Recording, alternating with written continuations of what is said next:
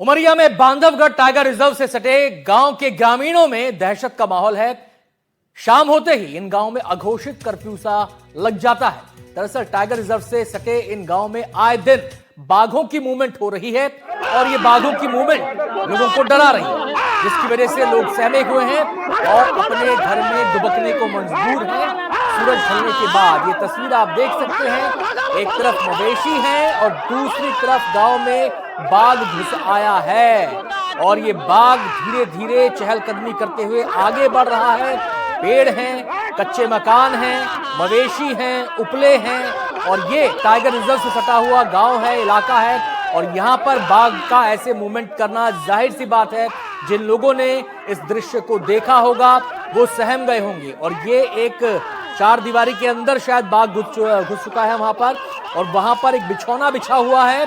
उस बिछौने पर बाघ जो है आराम फरमा रहा है आराम से और लोग जो है वो परेशान हुए जा रहे, बेचारे उनके पसीने निकल रहे हैं, लेकिन बाघ जो है राजा की तरह एकदम ठंडक में आराम से लेटे हुआ है वहां पर।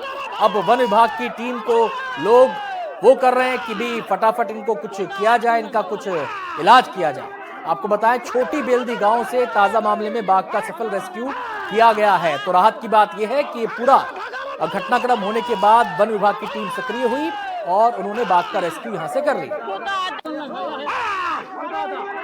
बताइए, कल बाघ आपके घर आ गया? जी हाँ सर, कल बाघ आ गया। हम लोग बहुत भयभीत हैं और आते ही रहता है बाघ यहाँ हमारे गांव में, पहले से भी आते रहता है। इसके बाद में हम आया, एक आदमी को हमला भी किया और मेरे पर्दे के तखत में गद्दा बिछा था, चादर बिछा था, तकियत रखी थी, उसमें आकर के बैठ गया शेर और सोता भी रहा और हम लोग बहुत भयभीत हैं। फॉरेस्ट वाले कब आए? फॉरेस्ट वाले तो कोई ध्यान नहीं दिए सर, ये तो सुबह से हम लोग उनको फोन ऑन करने लगे, कोई फॉरेस्ट वाले ध्यान नहीं दिए।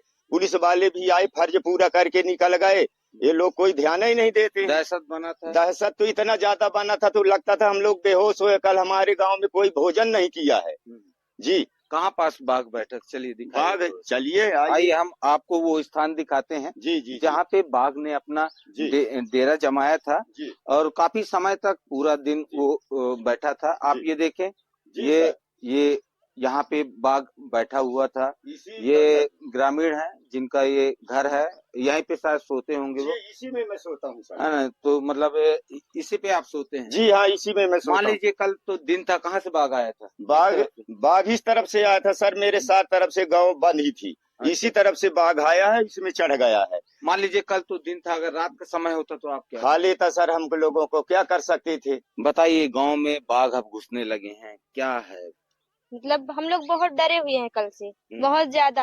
और पहले तो हम लोग सुनते थे यहाँ वहाँ आते थे, अब हमारे घर गांव में आने लगे हैं। कल से हम लोग खाना भी नहीं खाए हैं। अब हम लोग क्या करें, मतलब प्रशासन ध्यान नहीं दे रही है। कल सुबह से आया हुआ है और शाम को 7 बजे लेके गए हैं उसको। बताइए, जो कल बिल्दी गांव में बाघ घुसा था, क्या है माहौल? अरे माहौल तो बहुत गंदा है, सब दहशत में भरे हुए हैं साहब। ये बाघ और टाइगर रिजर्व में इतने ज्यादा जानवर हो चुके हैं कि पहले तो सुनते थे कि जंगल में रहते, इस समय तो घरों में कर घुसने लगे। कल हमारे ही घर में आके हमारे मंझले भाई के घर में घुस गए, हमारे बच्चे बच गए और नहीं तो खा लेता।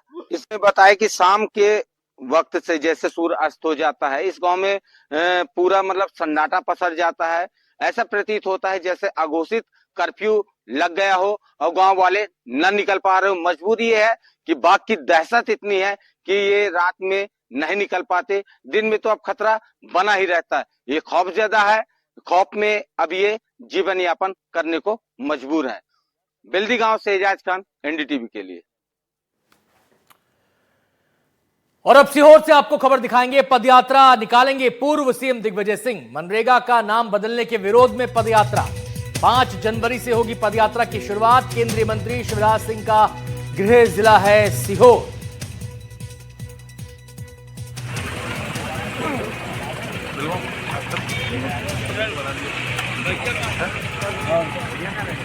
तो पिछले कुछ दिनों से लगातार दिग्विजय सिंह सुर्खियों में बने हुए हैं, कभी अपने बयानों की वजह से, कभी अपने सोशल मीडिया पोस्ट की वजह से, और अब ये जो ताजा घटनाक्रम है उसमें वो पदयात्रा निकालने जा रहे हैं। और पदयात्रा कहां से निकालने जा रहे हैं? पदयात्रा निकालने जा रहे हैं सीहोर से, जो कि केंद्रीय मंत्री शिवराज सिंह चौहान का गृह जिला है। नए साल में पदयात्रा की शुरुआत होगी। 5 जनवरी से होगी पदयात्रा की शुरुआत।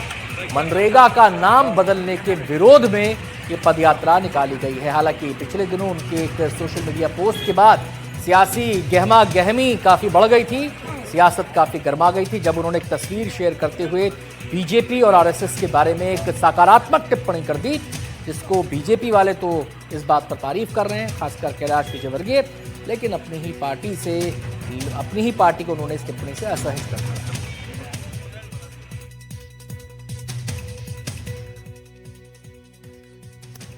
और अब खबरें आपको दिखाएंगे छत्तीसगढ़ की। राजनांदगांव से खबर सबसे पहले। नए साल को देखते हुए पुलिस की कार्रवाई। पुलिस ने 36 बदमाशों को किया है गिरफ्तार। बदमाशों को गिरफ्तार कर पुलिस ने जेल भेज दिया है। अलग अलग क्षेत्र से बदमाशों को पकड़ा गया है। शहर में कानून व्यवस्था बनाए रखने के लिए एक्शन लिया गया है। दरअसल होता क्या है कि जब भी कोई बड़ा इवेंट होता है, बड़ा मौका होता है, तो हर इलाके के जो बीसी होते हैं या हिस्ट्री शीटर होते हैं, बीसी का मतलब बैड कैरेक्टर, यानी कि पुलिस की लिस्ट में उनका नाम दर्ज होता है, पहले से वो चिन्हित होते हैं, तो पुलिस एहतियाती ऐसे लोगों को उठा लेती है, और उठा लेती है मतलब उनको हिरासत में ले लेती है, जिससे कि कोई उपद्रवी तत्व एक्टिव ना हो सके बड़े मौकों पर। ऐसे ही नए साल का मौका है, जश्न का मौका है, तो पुलिस ने एहतियातन ये कदम उठाया है। कई बदमाशों को गिरफ्तार किया है और उन्हें सलाखों के पीछे पहुंचा दिया। जिस प्रकार से नववर्ष को ध्यान में रखते हुए जिस प्रकार के गुंडा बदमाश और अपराधी तत्व हैं, तो उनका धरपकड़ अभियान शुरू किया गया था। उस तारतम्य में विभिन्न थानों के माध्यम से अभी प्रथम पाली में 36 लोगों का 151 के तहत उनको जेल भेजा गया है। अभी निरंतर ये अभियान जारी है और भी अन्य जो बदमाश तत्व हैं उन्हें पकड़ करके शांति व्यवस्था बनाए रखने के लिए 151 के तहत जेल भेजा जाएगा। जांजगीर चांपा से खबर है। 1 करोड़ से ज्यादा की ठगी का मामला यहां पर सामने आया है। पोस्ट ऑफिस में पैसे जमा करने के नाम पर ठगों ने ठगी का ये तरीका अपनाया। 200 से ज्यादा खातों में ठगी की गई है। आरोपी को गिरफ्तार कर लिया गया। ये राहत की बात है, आरोपी गिरफ्तार हो गया, वरना पहले ऐसे मामलों में आरोपी तक पहुंचने में पुलिस के पसीने छूट जाते। लेकिन तकनीक उन्नत हुई है, पुलिस ज्यादा हाईटेक हुई है, उसका असर अब ऐसे मामलों में कार्रवाई में दिखाई दे रहा है। किस्त जमा करने के नाम पर पैसे ऐंठे जा रहे थे, फर्जी सील लगाकर ठगी करता था आरोपी। आरोपी ने सारे पैसे ऑनलाइन सट्टे में लगाए।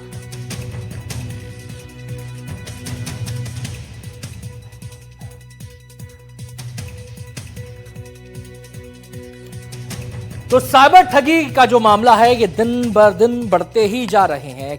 शायद ही देश का कोई ऐसा हिस्सा होगा, शहरी इलाका, ग्रामीण इलाका, जहां साइबर ठगी के जो लोग हैं, गिरोह के लोग हैं, वो लोगों को अपना निशाना ना बनाते हों और अलग अलग तरीके साइबर ठगी के इजाद ये कर लेते हैं।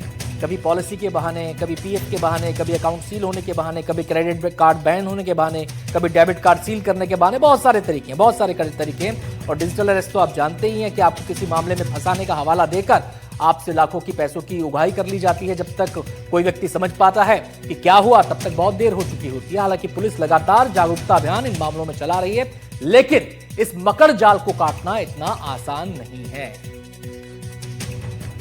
राजकुमार देवांग के द्वारा थाना चांपा में एक रिपोर्ट दर्ज कराया गया कि उसके द्वारा पोस्ट ऑफिस में 2 खाता खुलवा कर कुछ पैसे जमा करने वाला स्कीम था, उसमें पैसा जमा कर रहा था।